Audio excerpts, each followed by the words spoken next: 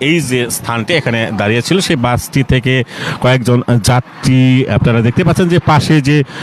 Rail line রয়েছে সেই rail লাইনে যায় এবং রেল লাইনে যাওয়ার পর ঢাকা থেকে ছেড়ে আসা সিরাজগঞ্জ এক্সপ্রেস যে ট্রেনটি রয়েছে সেই ট্রেনের কাটা পড়ে 5 জনের মর্মান্তিক মৃত্যু হয়েছে। এখানে যেটি বলা হচ্ছে যে আসলে গাইবান্ধার যে সাদুল্লাপুর রয়েছে সেই সাদুল্লাপুর থেকে বনশ্রী পরিবহনের একটি যাত্রীবাহী বাস তারা ভাড়া করে ঢাকার দিকে যাচ্ছিল এবং যাওয়ার পরে যমুনা সেতু পার হয়ে যে কালিহাতী উপজেলার এখন যে স্থানটি ধলাটেঙ্গর সেই ধলাটেঙ্গর আসার পরে বাসটির তেল শেষ হয়ে যায় এবং তেল শেষ হয়ে যাওয়ার পরে বাসের যে হেল্পার এবং যে চালক ছিল তারা সেই তেল আনার জন্য হেল্পারকে পার্শ্ববর্তী যে এলেঙ্গা রয়েছে সেই এলেঙ্গাতে তেল আনার জন্য পাঠায় এবং তেল আনার জন্য বেশ সময় কিন্তু অপেক্ষা করতে হয়েছিল যারা যাত্রী ছিল এই বাসের ভিতরে। তারা এই বাস থেকে নেমে যেহেতু ঘণ্টাখানেকেরও বেশি সময় অতিবাহিত হয় এবং বাসের যে যাত্রী তারা বাস থেকে নেমে পড়ে এবং নেমে যাওয়ার পরে তারা কিন্তু রেল লাইন পাশে যে রেল লাইন সেই রেল লাইনে যায় এবং রেল লাইনে ট্রেনের যে আসার যে শব্দ তারা কিন্তু শুনতে পায়নি এবং যার কারণে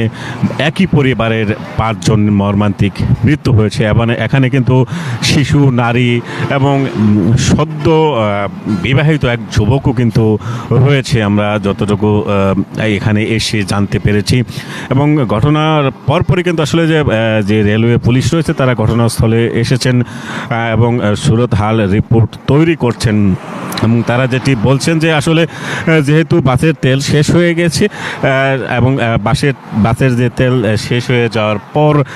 তারা একটা বাসের ভিতরে এবং অস্বস্তিকর অবস্থায় যেহেতু দীর্ঘ সময় পার হয়েছিল এবং দীর্ঘ সময় পার হওয়ার পর তারা বাসের ভিতরে যেহেতু অস্বস্তিকর অবস্থায় ছিল সেই ক্ষেত্রে তারা বাস থেকে নেমে যে রেল লাইন আছে সেই রেল লাইনে যায় এবং রেল লাইনে যাওয়ার পরেই এবং এখানে যে রেল চলে আসে এবং সেটি যেহেতু সিরাজগঞ্জ এক্সপ্রেস ট্রেনটি সেটা ঢাকা থেকে ছেড়ে আসছিল এবং সিরাজগঞ্জ যাচ্ছিল যার কারণেই সেই যাত্রীরা যে ট্রেনের ভিতরে যে যাত্রী ছিল সেই যাত্রীরা রেল লাইনে যায় এবং ট্রেনে কাটা পড়ে মর্মান্তিকভাবে ঘটনাস্থলেই তাদের মৃত্যু হয়। আপনারা দেখতে পাচ্ছেন যে আসলে এই বিভিন্ন জায়গায় কিন্তু সেই যে মরদেহগুলো রয়েছে ছড়িয়ে ছিটিয়ে পড়ে রয়েছে ছিন্ন বিচ্ছিন্ন কিন্তু হয়ে গেছে মরদেহগুলো। এক কথায় বলতে গেলে যে আসলে অনেকটাই মর্মান্তিক ঘটনা যেটি বলা হচ্ছে যে আসলে এই লোকগুলো কিন্তু সেই যে বনশ্রী পরিবহনের যে বাসটি সেই বাসটি ভাড়া করেই তারা কিন্তু যেহেতু কর্মস্থলে ফেরার জন্যই তারা ঢাকার দিকে যাচ্ছিল এবং সেই ঢাকা যাওয়ার পথে তাদের মর্মান্তিক মৃত্যু হয়েছে। এখানে যেটি বলা হচ্ছে যে আসলে স্বজনরা খবর পেয়েছেন এবং তারা কিন্তু মরদেহগুলো নেয়ার জন্য আসছেন এবং তারা সেই ঘটনাস্থলে পৌঁছবেন এবং পুলিশ যেটি বলছেন যে আসলে তারা সুরতহাল রিপোর্ট তৈরি করছেন এবং তাদের যে আইনি প্রক্রিয়া রয়েছে সেই আইনি প্রক্রিয়া শেষে সেই মরদেহ স্বজনদের কাছে হস্তান্তর করবেন এমনটি কিন্তু বলছেন বলা হচ্ছে পুলিশের পক্ষ থেকে। তবে আপনারা দেখতে পাচ্ছেন যে আসলে ইতিমধ্যেই কিন্তু দু একজনের স্বজনও কিন্তু চলে এসেছে এখানে সেই মরদেহগুলো কিন্তু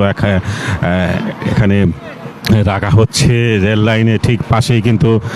মরদেহগুলো রাখা হয়েছে ছিন্ন বিচ্ছিন্ন দেহ এবং দেখতে পাচ্ছেন যে আসলে এখানে আমি এখানে একটু কথা বলবো যে আপনি তো বাসের যাত্রী ছিলেন না তা কি দেখছেন আপনি এখানে? আপনার কে মারা গেছে? আমার খালাতো বোন মারা গেছে। বাড়ি থেকে রওনা দিছে, হাটুভাঙ্গা থাকে, গার্মেন্টসে ডিউটি করে, সাউথ টেক্সটাইলে চাকরি করে। সকাল 12টায় গাড়ি চড়ছে, সন্ধ্যা 6টায় আমি কথা বললাম যে বোন কই আছেন, কয় যে আমি এলেঙ্গার কাছাকাছি, এখানে গাড়ির তেল ফুরে গেছে, আমরা এখানে দাঁড়িয়ে আছি। কিছুক্ষণ পরে গাড়ি ছাড়বে, তেল আসলে বন্ধ, এরই মধ্যে শুনি যে মারা গেছে। আচ্ছা, আপনারা কিভাবে ওনারা লাইনে চলে গেলেন, এটা কি শুনতেন, জানতে পারছেন? গাড়ির থেকে লোক নামার, যাত্রী নামছে, অনেক যাত্রী নামছে, হ্যাঁ ঘুরতে গেছে। এখন গাড়ি আইছে, অনেক লোকই মনে হয় চিল্লায় কইছে যে গাড়ি আসছে, যারা শুনতে